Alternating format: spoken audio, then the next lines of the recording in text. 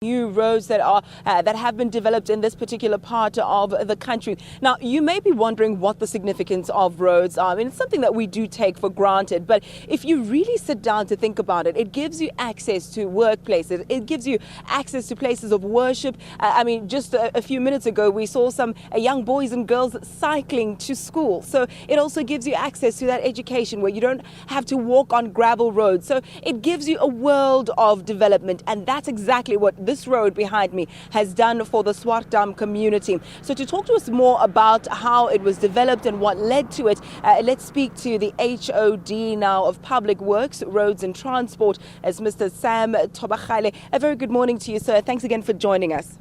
Morning, Ayanda and the viewers. Let's start with the summit that was held last year. I did speak about it a little bit earlier on the show, where different members of the community came together, different stakeholders sat down and drafted some objectives. Tell us about those objectives and whether or not they've been achieved. The objectives have been achieved. The objectives of the summit was to make sure that the priorities that we have as a department, as government in the province, in terms of building roads, are priorities that addresses the needs of the people of Northwest. Out of the provincial summit, we came out with 10 top priority roads.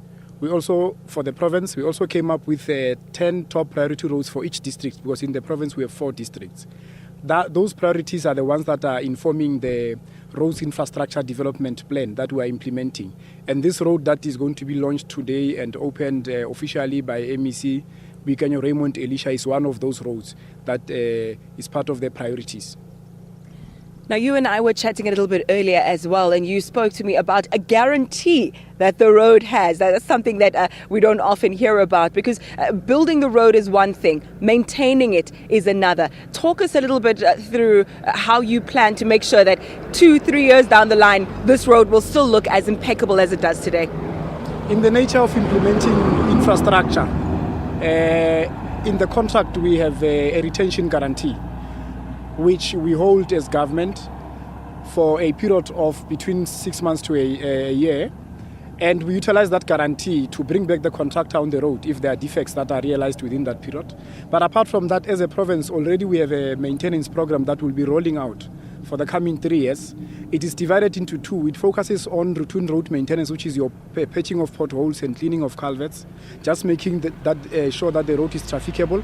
The other part of it is the major road maintenance, where we focus on fog spray and reseal. And these contracts will make it a point that for the coming 3 years, we have certainty, we have stability in terms of ensuring that the roads of the province are trafficable, but more so in making sure that the roads of the province are also safe, because roads that are not well developed are a safety hazard. And talk us through the events that will be taking place today. I understand it's the official launch. It will be the handover of the road. We're expecting community members to converge today. Tell us about the proceedings. Today's proceedings are part of a program that we will be implementing for the coming 2 months. We will be launching roads that we have completed in the province. We are starting with the 2 roads today, which is Swartdam to Makapanstad and the Rachiepan Road. So we are bringing 2 communities together here at Swartdam. They are going to interact with us and the MEC about the significance of the road. Tomorrow, Thursday and Friday, we're going to Dr. Skhomsi Ruth Mompati district. We'll also be launching 2 roads there. We're going to roll out the program as it goes. But we also want to give our people information about the roads that we are currently building in the province.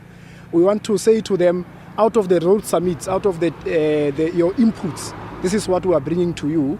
And according to us, this bottom-up approach helps a lot in bringing development to the people, because we are addressing their priorities as per the needs that they have indicated to us.